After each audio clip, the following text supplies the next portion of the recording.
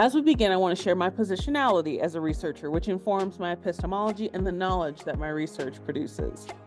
To discuss my positionality, recognize a standpoint theory, a feminist epistemology that views knowledge as socially situated. I identify as a Black woman with a medium complexion, and I recognize my privilege as a cisgender person who does not live with a visible disability. I'm middle class due to my socioeconomic status and have been educated as a first-generation college student through 3 higher education degrees, not including my pending doctoral degree, from 3 predominantly white institutions. I will also be the first Black person to receive a doctoral degree in my department here in information science at the University of Colorado Boulder. The first Black woman to receive a degree from this institution was Lucille Berkeley Buchanan in 1918. When she graduated, she was not allowed to walk and receive her degree in German. CU Boulder now has a building named in her honor.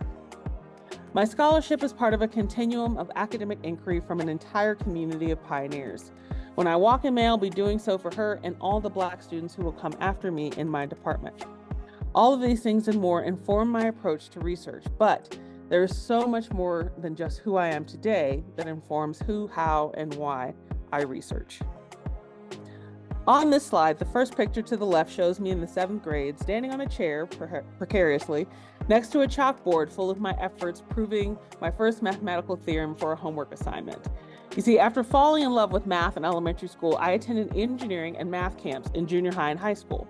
It was during these camps that I first learned about what a PhD was.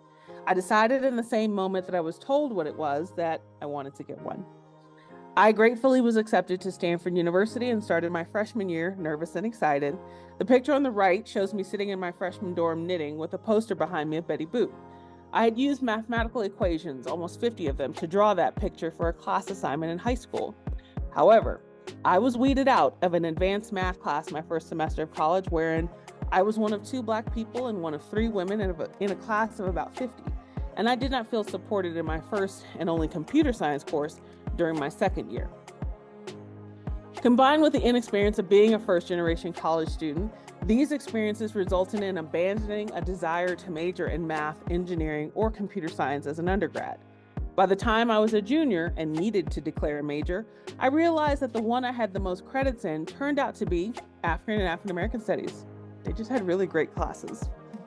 At that point, I had fully embraced my identity as a nerdy Black woman and found my Black community through classes, clubs, and social events. The picture on the left is me wearing a Black at Stanford shirt next to a horse for no reason at all. At that point, the 2011 St. Clair Drake Memorial Lecture, held to honor the first director of the program in African and African American Studies, that's where I got to meet Dr. Mae Jemison, who graduated from Stanford with a degree in chemical engineering and African and African American Studies before becoming the first Black woman in space years later. The picture on the right shows me in conversation with her in front of the poster for the talk.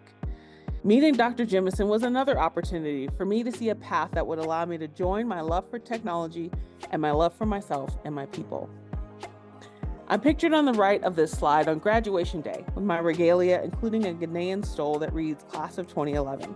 On the left is my senior thesis poster that includes my name, major, department, advisor, hometown of San Antonio, Texas, the title of my thesis, and an abstract. While I didn't use person-first language in my thesis, I was interested in the experiences of students like myself who dealt with their mental health while being Black at Stanford.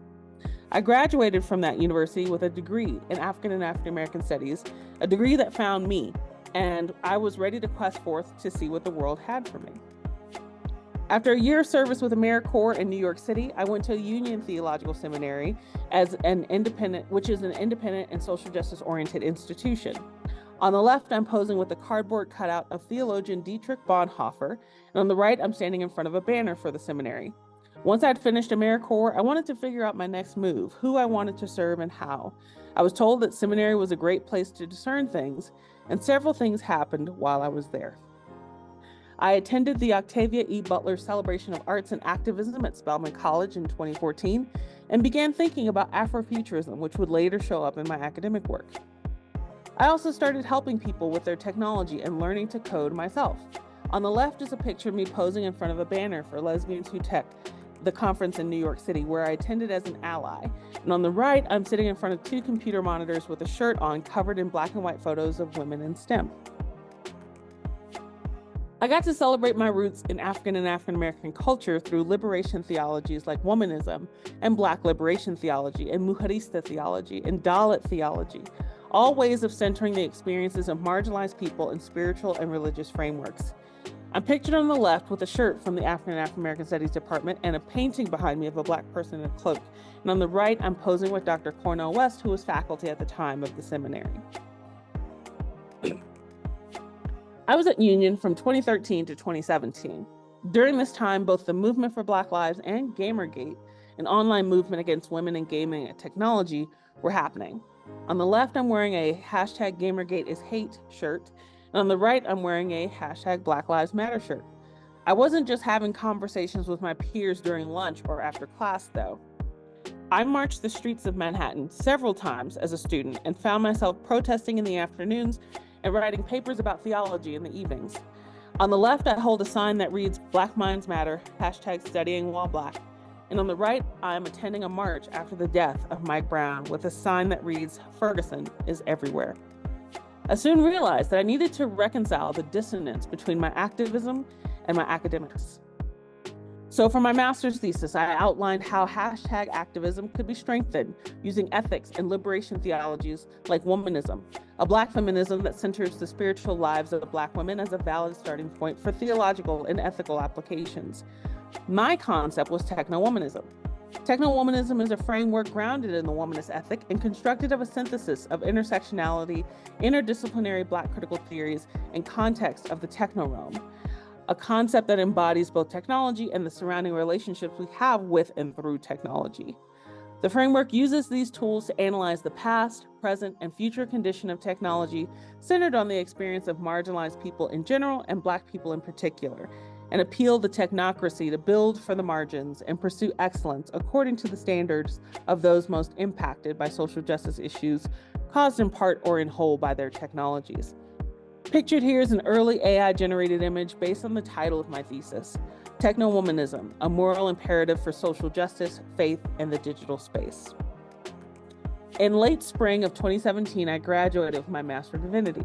Pictured here on the left is me with my diploma, on the top right is my graduating class, and on the bottom left is a picture of all the African and African American students in the class. On the bottom right is the Union logo.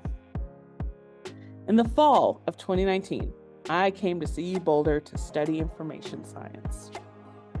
As an information science researcher, I'm interested in how Black people appropriate, create, and imagine technology to survive and thrive. My dissertation research asks the question, how do Black women, femmes, and non-binary people imagine the future of technology? I've explored this work in several venues. Here I am pictured with my research assistant, Joanna Mindy, at the 2023 Black Compute Her conference in Virginia, where we piloted a speculative co-design workshop that would go on to be used in my dissertation research. That spring, I also spoke at the Yale Social Media Governance Institute spring convening about my research on Black Twitter and the Negro Motors Green Book, which I will share more about shortly. I'm pictured here giving a talk entitled The Future of Social Media is Black. I'm so grateful to that research because it afforded me the opportunity to engage with the news media about the project, including on MSNBC's Zerlina show. While here at CU Boulder, I've been involved with the Center for African and African American Studies, or CAAAS, pronounced The Cause. In addition to encouragement and connections, I've been grateful to receive funding from The Cause in the form of a dissertation award and as a 2023-2024 Cause Alice Cleora Reeves Endowed Dissertation Fellow. My research has also served me as I pursued internships. In the summer of 2022, I was a UX design intern at a design and development boutique firm in Seattle, Washington. In this role, I was able to help an ed tech company learn about professional development opportunities for faculty who were teaching in minority-serving institutions like HBCUs, or historically Black colleges and universities, Hispanic-serving institutions, or HSIs, and tribal colleges and universities, or TCUs, for Native American students. Then last summer in 2023, I was a user experience research intern at Google, also remote, but I was able to work out of the Boulder campus. My research project was about AI and accessibility. In addition to putting together a bibliography of academic research that outlines how AI and machine learning is used in assistive technologies, I also got to interview people with disabilities about their experiences with assistive technologies, their perceptions of AI and machine learning, and how they would use AI and machine learning to innovate assistive technologies. After graduating this May, I will have the opportunity to apply these skills in industry as a user experience researcher at Google in the Bay Area. I've shared these experiences because they have together in large part shaped who I am as a scholar.